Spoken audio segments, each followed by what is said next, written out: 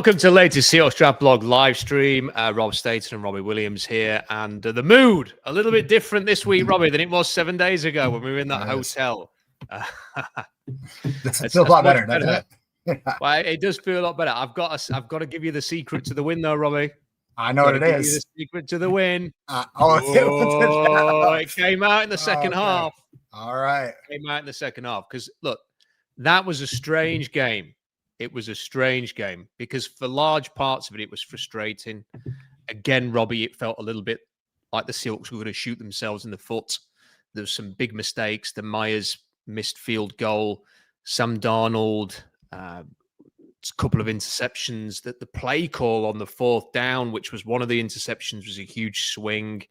You know, little things like that that just felt as if there was a real threat that they were going to chuck this one away. But they didn't. They got a win. They deserved the win. They were miles better than the Steelers. The yardage difference was incredible. Aaron Rodgers just looks every day as old as he is. I was not impressed with the Steelers at all. It deserved to be a 14-point win. It was a 14-point win, Robbie, and they badly needed that. They couldn't go to 0-2. They couldn't go to 0-2 with everybody else continuing to win. So a good day. And the Seahawks have won. Give me your thoughts. Yeah, first, I'm just going to share this with everybody. I thought what you were going with. So we were at the Mariners game on Monday, Rob and I, after the Seahawks game. And you guys know they do those like hydro boat things where they're racing back and forth. And there's like green, yellow, blue. Mariners were losing at the time. I don't even think they'd scored yet. Had they, Rob? They hadn't scored yet. Yeah. So Rob had been to a game and they've only scored 10-0. Against the Mariners. So finally, Rob's like, the yellow's going to win. The yellow's going to win. And sure enough, yellow wins. And he turns to me and goes, that's the turning point. Watch what's about to happen. And from there on, we scored, 6 runs or something. And then the Seahawks wins. I thought that's what you were going to reference there. But I'm glad you brought the football out. Overall, what a better performance overall. I'm way happier to see what they were doing. The team itself, I struggle with kind of understanding their identity. You know, what is their identity? Like they're a running team. Are they not a running team? I thought obviously Ken Walker Jr. played phenomenal today, way better than he did last week. I think JSN he's a huge weapon. And I think he's taken another step this year. Clearly Sam Darnold has, dialed in on him a lot. Good to see Cooper Kupp get involved. I still think the defense is going to carry us this year. I really think that he is. I think the defensive line, Josh Jobe he's a player that should be starting every single game. Just phenomenal. It was just all around better. A weird game, a hard one to kind of analyze, but we were definitely the better football team. So overall, I'm really happy. Yeah, I'm also glad that you brought up the little hydro race thing because since then, I think the Mariners have won every game. And we did say that was the turning point. So the Mariners have won every game. The Seahawks have won. So here's to them never losing again, either team. I agree with you. I think because I do want to talk about the thing that you talked about there, about the offensive identity. It does worry me a little bit that we're kind of sat here again, and it does seem to be a little bit haphazard and a little bit all over the place. And I think they're still trying to iron out those kinks. I'm a little bit more optimistic given that there were so many sort of like the fact that you said that Kupp was involved. It wasn't just JSN that, Barner got a touchdown. They used Arroyo. It does seem as if they corrected a few things. Obviously, it was great to see Ken Walker having a much better game today. It's strange, really. Why can't the running backs both play well at the same time? Because Charbonnet has been the best back in preseason and was the best back last week. And this week, Ken Walker was the best back and Zach Charbonnet was struggling to get every run felt like it was going for a loss of yards. So it's weird how they both can't play at a certain level at the same time. But I just did think, Robbie, there were some notable performances. I think Josh Jobe, you rightly brought him up there. I just thought the Seahawks were better, across the board in every kind of way they were better. And the Steelers had the moments, and the Steelers made some plays. I just thought the Seahawks looked like a much better team, Robbie, and it felt like that all the way through. And my sort of main worry is that they were going to lose despite that. that we were gonna sort of look back on this game in a few weeks and think, oh my goodness, like against the Niners, I don't think they were the better team, and therefore losing was a fair enough result. But here, they definitely were better than the Steelers on the day, and the fact that they've managed to come away with a 2-score win, and I don't think the Steelers will be as bad as they look today most weeks, Robbie. I think the Steelers are going to have a Steelers season, aren't they? They're probably going to be sort of around that 500 mark, and then maybe just above it because Mike Tomlin generally doesn't have losing seasons. And there will be other games where the Steelers are difficult to play against. But today they weren't. And I think the credit goes to the Seahawks for that. That was a very, very accomplished performance. Looking at some of the stats, it tells the whole story of the game, really. Well, it would if my internet was working quickly enough so that I could actually pull the stats up. It's taking a long old time. So it finished 31-17. Here we go. So it was 395 yards, plays 267. And a large part of that 267 for the Steelers was a couple of big plays, one of which was like a beast mode, a run after the catch. They shut the Steelers down to 72 rushing yards, which is a great performance. Seattle got over 100 rushing yards themselves. They limited the penalties, a couple of turnovers each. But I mean, it barely tells the whole story. That on the first downs, 21-13, passing first downs, 13-6. Darnold was better than Aaron Rodgers. What did you think of Sam Darnold? Because there were some plays he made. There was the one play where he was under all sorts of pressure and he kind of just dumped it off, got a first down, Robbie. And I thought, wow, what a fantastic play. And he had some really good throws over the middle into traffic that he completed, made some big completions, but then he'd just do things that you were like, no. What are you doing? So it was like a real mixed bag, but generally enough to get the job done. Enough plays there. Yeah, I think you said it right there, just a mixed bag. There were a couple confusing things, and you can tell. I mean, the first week against the Niners and this week too, receivers are running the wrong routes, or he's thinking they're going to a different spot on the field than they are. And he's missed a couple throws there where it's just like, where was that going? And no one was around. So, I think I think he's probably going to be the player that most people are going to focus on every, game in and game out, just because, we, gave away Geno Smith and went this route. And I think people, even after the last game, you and I heard it when we were leaving the stadium, people talking about, Geno right away. So I feel like that's going to be a lot of what he's going to be the main focus.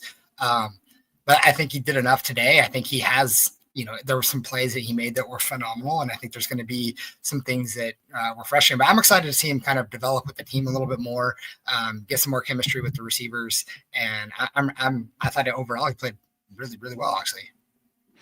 It's funny, as we were talking about the current Seahawks quarterback, I just looked up at the screen, Robbie, and the former Seahawks quarterback, Russell Wilson, is rolling back the years. He is. So in the Cowboys Giants game, he threw a deep touchdown to put the Giants ahead. Then the Cowboys marched down the field and got a touchdown themselves to go back into the lead. And then with 25 seconds left, another Wilson deep ball, inch perfect, in between two defenders downfield for Malik Neighbors, who had a hand in his, it should have been a flag anyway. I don't know if it was or not, for pass interference. Just perfect throws from Russell Wilson. And it looks as if the Giants are going to beat the Cowboys, which will be, that's going to dominate one of the things that's going to dominate the news agenda for the next few days is the fact that the Giants have beaten the Cowboys. So very, very interesting there, but not as interesting as the Seahawks win. Get your super chats in because we will put these up on the screen. We've had one already. It is what it is. There's lots of mistakes in this game, but the major key impacts were the special teams touchdown in the fourth quarter, short scramble pass to Barner for a first down to allow winding the clock down more. Yeah, that was a great play at the end. What we've got to talk about that special teams touchdown, Robbie. So there's a couple of things.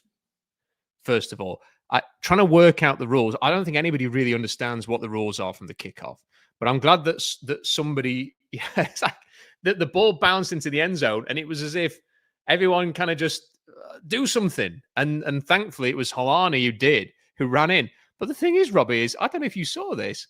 I don't think he ever had possession of the football. He went and jumped on the football. No, he did. When they replayed it back the other way, so what happened is he scooped it up. Both knees were down as he rolled in, and you saw him sit up, and he just flipped the football. He just flipped it. So he had full yeah. I thought that too. I was like, oh, they're going to reverse that. but I saw it. They did. So yeah, I genuinely, I did not see that replay. To me, I thought he was kind of throwing it back in because he thought he'd not got hold of it and he was trying to sort of keep it in bounds for somebody else to pounce on. No, he flipped it in a way of like a celebration, just kind of like. Yeah.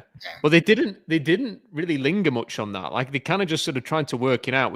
They were kept looking as to whether it had hit him on the helmet, and then they were kind of trying to decide whether it even mattered, whether it had hit him on the helmet. It just reminded me because there was this one play in Madden one time where I think I was sort of just messing around and so I can remember sort of whether it was an online opponent or the computer opponent just sort of ran into, and collected the kickoff and it was their ball. I remember thinking, I didn't know that was a rule.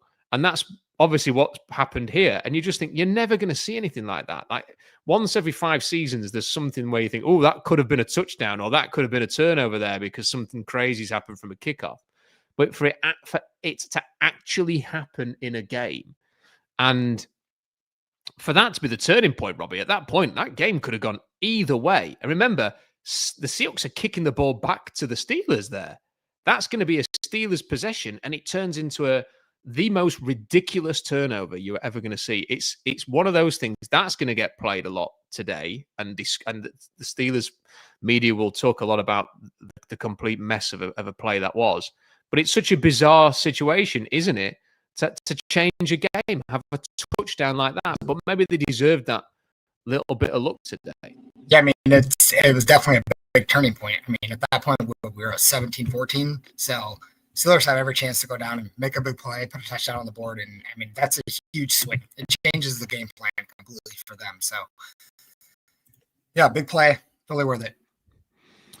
So let's have a look at some of the other aspects of this of this game. You mentioned Cooper Kupp, 7 catches, 90 yards. Jackson Smith and Jigba, 8 catches, 103 yards.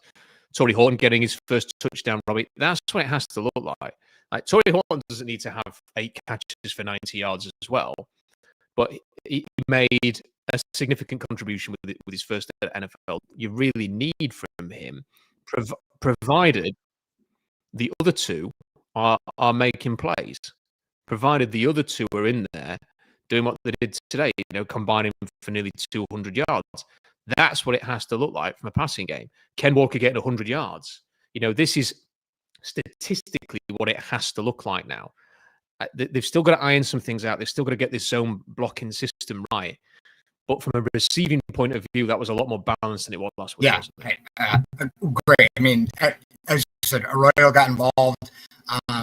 They were throwing it to a bunch of players. Like last week, it just felt that JSN, and that was it. That was it, right?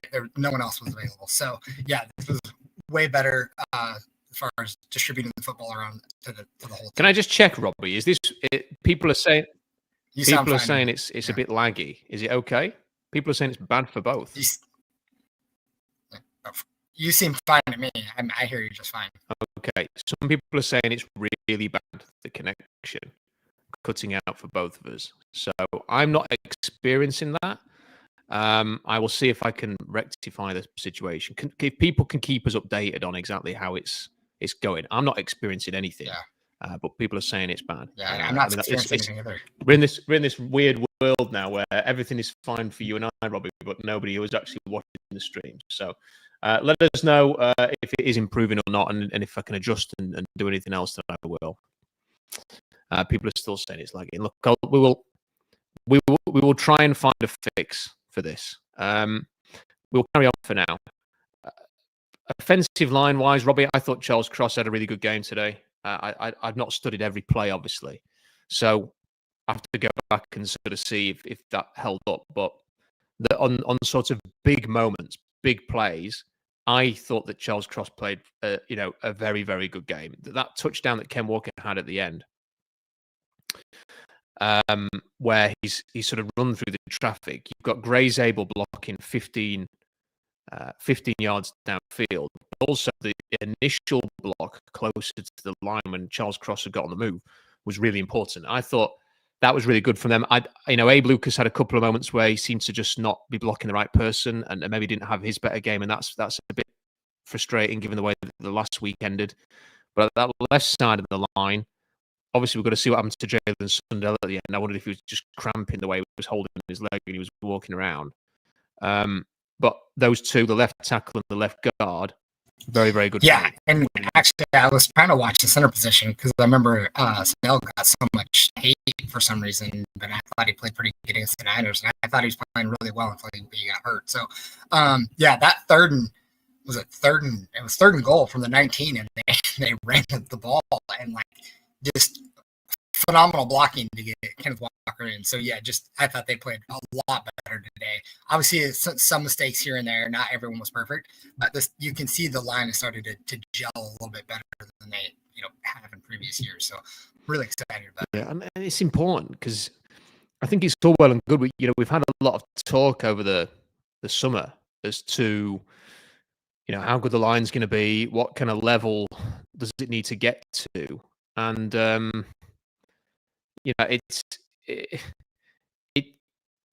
it needs to be sort of competent, but it's hard to sort of review competency, doesn't it? Like if it's just okay, what does that actually mean? If it's only okay, that is an improvement from last year, but it's still going to give up plays. If you're expecting it to be dominant every week, then you're going to suddenly project yourself up towards like top 5 line in the league, which also seems unlikely as well. I mean, is this enough? Is this enough, right now for where the Seahawks are to sort of? I find it so unusual because there were some really good moments, but there are also kind of moments where like there was no push in the running game when Charbonnet was on there. Yeah, I mean, I don't know. I think. Do you know what, Robbie? While you're talking, I'm going to try and reset things. You carry on talking. I'm going to leave the room because it's really distracting people telling us that the stream's really bad. So I tell you head out. You carry on talking, Robbie. You stay in the room. You give us your answer to that. I'll be back in a second. Yeah, so just kind of answer the question. I feel like the O-line playing the way they are is going to be, going to continue to gel together. And I also just think the added benefit of the fullback is really going to help the offensive line as well, especially in the running game. The way he seems to be, the way that he seems to be leading the blocks and running backs just following behind him. It's really great. So I really enjoy that. So I'm reading some of these things here. Can I just ask, is it choppy for me as well? Or is it just Rob? Okay. I'm back now. So people can understand. If you want to leave the room, Robbie, and then come back in, we've both I'll do that. Things then. Yeah. Oh, fun, isn't it? So we'll try and fix the issues there. We have got another super chat while we're waiting, but keep us up to date on how it's going. This one from Benjamin in the super chat says, "My wife's still making them cookie boys." Well, it's good to know, Benjamin. It's a good relief to know that. Thank you for that super chat. Thank you for all those super chats. Keep them coming in. People are saying it seems fixed and it's better and it's cleared up. I'm glad because the last thing you want to do is be talking here and everybody's distracted by all of the audio issues. So as soon as Robbie gets back in, we will put him in.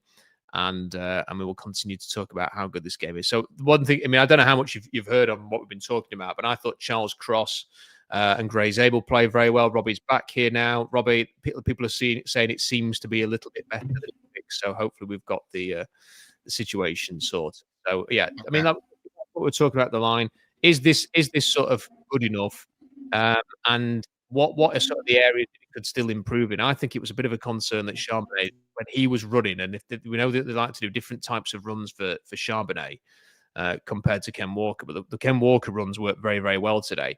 I'm just wondering with Charbonnet, is it just because the Steelers got so beat up in the zone blocking last week? Did they just have a really good plan for that and took that away? And actually some of the different runs, maybe some of the gap scheme runs, I don't know if that's what they were still doing with Ken Walker. Obviously, I've not studied it closely enough to see. But maybe some of that kind of stuff worked a bit better against the Steelers because they weren't quite as prepared for it. Because if you get gashed by the zone block all week and you're playing a zone blocking team, what you're going to prepare for all week? It's the zone block, isn't it? Yeah, I don't really know what the major difference was in today's game plan versus against the Steelers, or if the Steelers just kind of mishandled that. I'm not really sure, but going forward, I'd like to see both backs, as you had stated earlier in the podcast, like play well at the same time and not one or the other. Because then I found myself going like, just leave Walker in. And last week I was like, just leave Charbonnet in, and now I'm like in this mix emotional bag. I don't know who to pick as a running back. And I get why they want two running backs. You keep them healthy, but I miss the days where it's just like Marshawn Lynch, period. And maybe you throw somebody else in, but that's it. Like, gets confusing and hard to figure it out. Defensively, what did you think? Leonard Williams again seemed to have a good game. Byron Murphy was quite active. Had a phenomenal. Sack. Yeah, he had 2 sacks at that. Oh, did he have a couple of sacks? Jaron Reed definitely had a sack at some point as well. So even though the edge rushers, the edge rushers are still not flying off the edge, Robbie, and bringing down the quarterback. I imagine if we look through tomorrow at the pressures, we'll see that they've had a fair amount of pressures there and that they have been influencing the game, because that was statistically at least the case last week. They're not flying off the edge, but those interior linemen, I mean, they've invested a lot. Leonard Williams cost a lot. Byron Murphy was a top 20 pick. Jaron Reed's not expensive, but he's a seasoned veteran. You'd expect them to have an impact, wouldn't you? Yeah, I mean, I think Lawrence had a good game. I think Derek Hall was in the backfield quite a bit. Overall, it's good to see Uchenna Nwosu see him back in action as well. I think the defensive line is really going to be the strength of the team, and I think they're going to carry us for the season. I mean, I really feel like they played really well. I know, like towards even this offseason, people were stating, like Byron Murphy was a bust, and I was like, what? How? He was the first year. I think he's playing phenomenal. And he was clearly in the backfield a lot. He was a disruptor. I think he had 2 sacks. Maybe I'm wrong on that. Someone can correct me if I'm wrong, but I thought he did. But I mean, he's already playing way better than he did last year. He looks like he's way more comfortable and looks like he's going to be a disruptor on the line. So I'm really, really excited to see what he can bring to the table as well as he continues to grow on the defensive line. Someone is posting in the comments about the fact that the Seahawks should petition to play all of their games on the road. And that's a weird one, isn't it? Because, we were saying last week, they're 1-7 at home in their last 8 games. And yet their road record last year, Robbie, was excellent. I think the only game they lost was to the Lions. And then this year, they're 1 out of 1 again. They've gone to the Steelers. It's an early start. It's a 10 a.m. game. They've gone there, they've played very well, and they've won. I just can't work out this. I mean, maybe it's just because it's 2 weeks. Maybe they are going to be improved at home, and they just happened to lose last week, and they're going to win all of the rest of the home games. Who knows? But it's just unusual. I can't put my finger on why there's this issue in Seattle that is not necessarily there on the road. Maybe it's just a complete coincidence, but I find that very, very strange. They needed this one, though. They really, really needed this one because the Rams have won. We expected them to beat the Titans.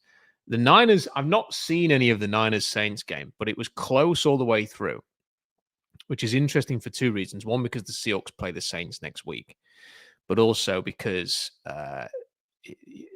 what does it say about the Niners? I don't know. I mean, from their perspective, they'll say they've gone on the road to start the season, and they've won 2 games out of 2, and they've got off to the kind of start that they need to.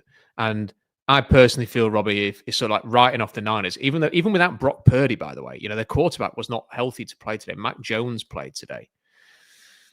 They've still got to 2-0, and it's to their credit that they've done that. They've not got George Kittle.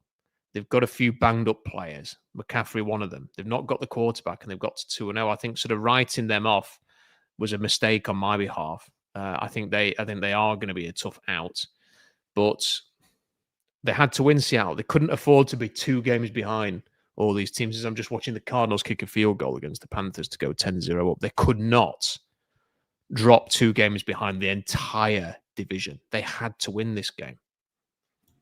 Yeah, the thing about the Niners, I think they're just an easy team to hate. So you just want them to lose. I think that's kind of where I was at. Like, even though, like, I'm not going to go into it. But yeah, I think for me, that's just kind of like why it's easy to kind of write them off. And listen, we're Seahawks fans, so we're going to think the best and want the best for the Seahawks. And when you're going into the season, you're looking at it and kind of just predicting like what you think is, going to benefit the team. And I think it's super easy to kind of get in that mindset of like, the other team sucks. Stafford's old. The Rams are going to be hard, like not good. Shanahan, but he's got, they spent too much on Purdy and they're getting older. Who's their wide receivers? I always think all these things. And even the Cardinals to an extent, it's just, it's Cardinals, right? Like they'll win some, they'll lose some, but they ain't going to be great. And yeah, you just can't fall behind. And, not being too much of a homer, but I was going to predict the Seahawks to win majority of the game. If I could predict them to win every single one, I would, because I want them to, right? So it's easy to go down that path. Yeah. DK Metcalf obviously played the Seahawks the first time since the trade. Wasn't that such a DK Metcalf performance, Robbie? Yeah. Drop pass, then a touchdown. Kind of like having a few bits. I mean, I don't think he got flagged in the game, but he kind of had a few moments where it was jostling, and then, he did have some plays, sort of just enough involved, wasn't he, to sort of notice he was there. And yet we've got a touchdown as well, and yet there were the drops, like you said, and ultimately he hasn't won the game.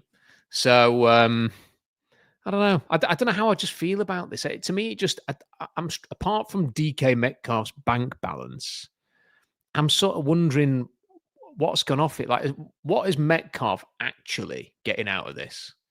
Because the Seahawks are the team that drafted him.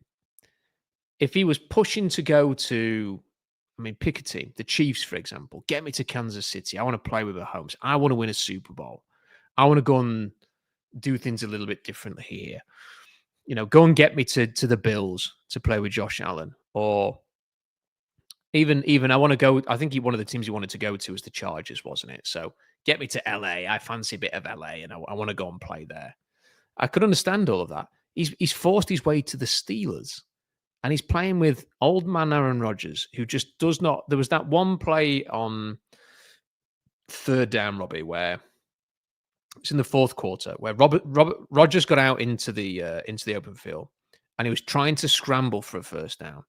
And 8 to 10 years ago, he would have easily got that first down.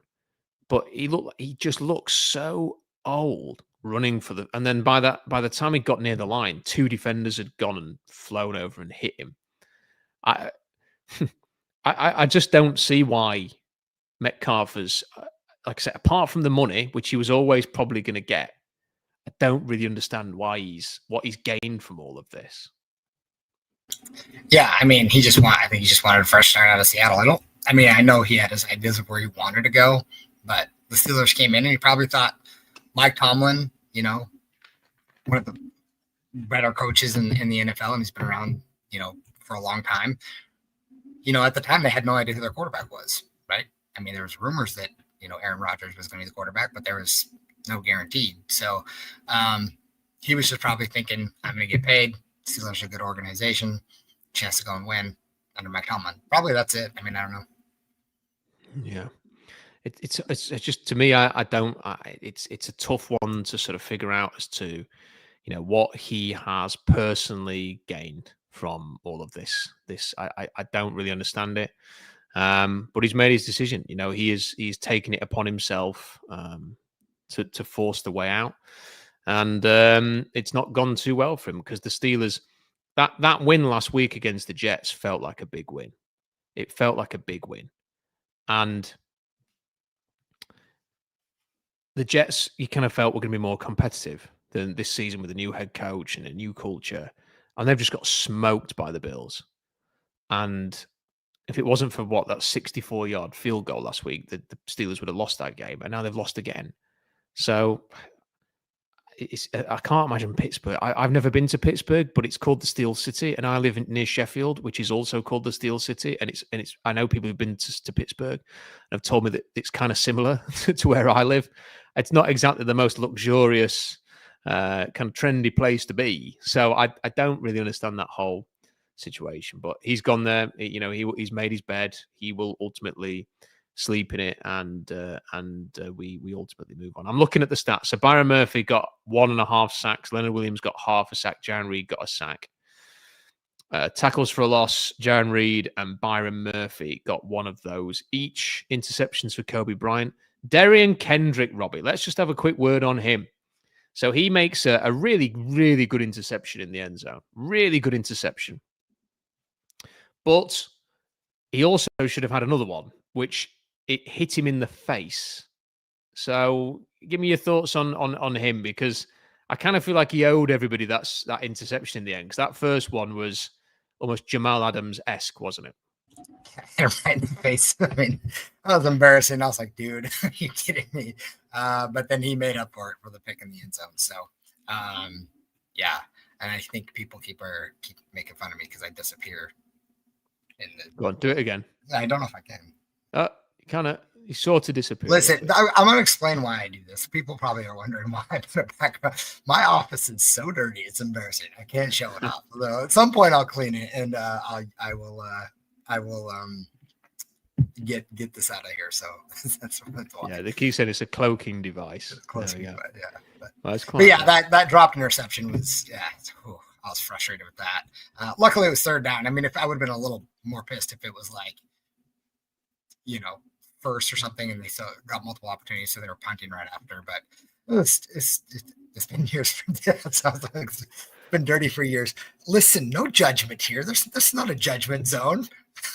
Well, according to the comments, it is, Robert. I mean, they're not wrong. I think. What do you think? Where do you think we are? Where do you think this team is, Robbie? How good are they? Because at one point, sort of halfway through the game, we kind of felt, we were saying that they just kind of feel a bit average at the minute. Like they'd outgained I've got the statistics, I wrote it down. So 188 yards to 69 was the difference in the first half. So the yardage wise, they were moving the ball a lot better.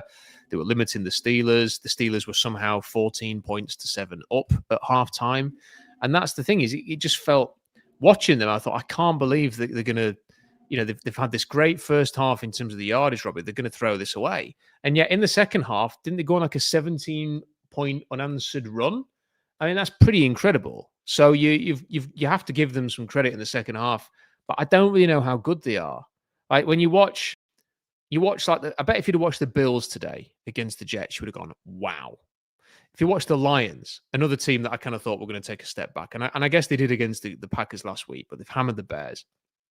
When you watch the Packers on Thursday night, you think, yeah, that's a contender. When you look at this Seahawks team, what are they? Do we have an answer to that yet? Do you think we have to wait 6 games? I'm struggling to work out what they are. Yeah, I don't know. That's what I was saying at the beginning of the podcast. I just don't really understand the identity of this team yet. I think it's going to be just the defense. I think that they're going to carry us for most of the year, and I think the offense is just going to be kind of like a question mark. So, who's running the ball well? Other than JSN, like, are they going to get the tight ends involved? Like, is Torrey Horton going to get involved more? It's going to be it's interesting. It's going to be interesting to see how Clint Kubiak designs this offense, and at the end of the year, we're going to be pissed at him, because I mean, I certainly was after week 1, because the game plan made no sense. So I like today a lot better, because obviously I like the outcome a lot better. So I suppose a handsome win against the Saints next week would sort of get things maybe smoothed out, because that's the kind of game I think. If you're going to be a serious team this year, it's week 3 now. It's not week 1. You've had a bit of time to settle down. The bad teams are going to separate from the good teams pretty quickly. The Saints have got some good players, but it feels like they're on a pathway to a high draft pick. I think you've got to win that game, Robbie, and it can't come down to like the last bit of the fourth quarter. You've got to go and win that game, and it's got to be another 14-point win. It's got to be a comfortable win. Not necessarily 14, like 10-point, 2-score win. You come away from it and you think, yeah, okay, 2-1.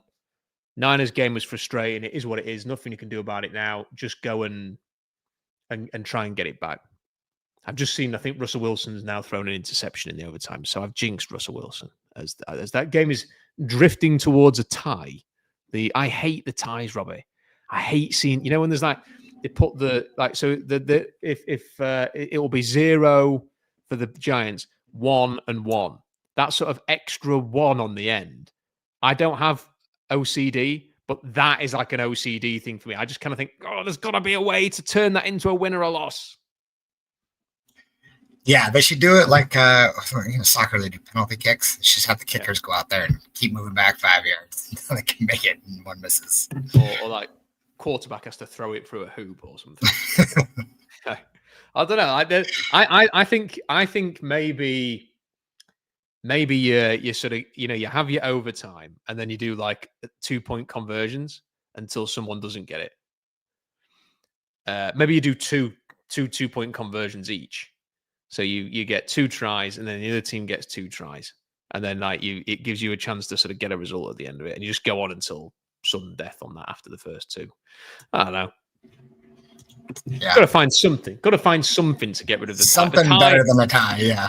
Something like that annoying little number at the end is just it's just weird. It's been the whole rest of the season. Like, it's always annoying me. When they show like Pete Carroll's all-time record, and they go, here is Pete Carroll's, and it's got the 1 on the end. I think they didn't have 1 tie or 2 ties. They definitely had 1 tie against the Arizona Cardinals. So I found that frustrating. So anyway, I don't think there's much else. And given the stream's been kind of all over the place, I think we might call it a day though, unless we get any late super chats.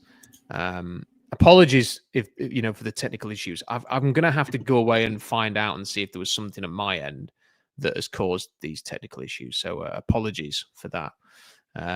But it's a good day, Robbie, isn't it? The Seahawks. I know a lot of people hold a lot of resentment to the Steelers because of the Super Bowl 20 years ago, and I thought they'd lose this game. I was wrong. They've got to 1-1. And hopefully this is pretty much the thing that just kicks things off. We can't have the quarterback throwing 2 interceptions every week. But I thought that offense, there were probably more positives than negatives. It's just a case of, like you were saying, sort of ironing out what your identity is and finding a bit more consistency with it. But overall, Robbie, it's a win against the Steelers on the road, and that is cause for celebration. Yeah, I'll take it for sure. I like that they distributed the ball more. Love to see K9 run the way he did. And I am going to – the last thing I'll say, I'm going to be interested to see because Tariq Woolen there in the beginning was super frustrating. I saw someone said a redemption game for Tariq Woolen, but I want to see how many snaps he played. Did he even play much after I have no idea because maybe he just played that well that he didn't get noticed. But I noticed him early, and I noticed Josh Jobe a lot more making plays. So we'll see. I'm interested to see his snap count. But that's it. Job, when they highlighted Job, he was in the hip pocket of everyone who was covering. Yeah. So I thought he played very, very well. I don't know whether Woolen played all of the snaps or selection, but we did see Shaquille Griffin out there sometimes. I just have to hope, Robbie, like you said, that he was so good that there was never any reason to throw his way. I'm not sure that was what it was, but we will soon find out. We will soon find out. Right. That's as far as we're going to go then for this stream. I promise, I can't promise, can I? Because how can I guarantee this? That next week, the instant reaction stream will have no technical issues. But I apologize for that. Anyway, let me just plug things. SeahawksDraftBlog.com. Tuesday, we've got the Seahawks Collective podcast. So make sure you tune in for that. That'll be live at 5 p.m. Seattle time. On Wednesday, Puck Sports. That will be live at it's 11 o'clock Seattle time. 11 o'clock Seattle time when we do that, and then of course there'll be the thing after that. And I should also mention 7:10 Seattle Sports, noon. Bump and Stacy. I am on there every Tuesday at noon. So either listen to that live or I'll post a video on SeahawksDraftBlog.com. Subscribe. Give the video a like. Even if you didn't hear half of it, give it a like, and that would be much appreciated. Leave a comment in the comment section. The Seahawks are up and running. They've got to win. We can all be happy about that. Enjoy the rest of your Sunday. Celebrate if you can. Until next time. Bye for now.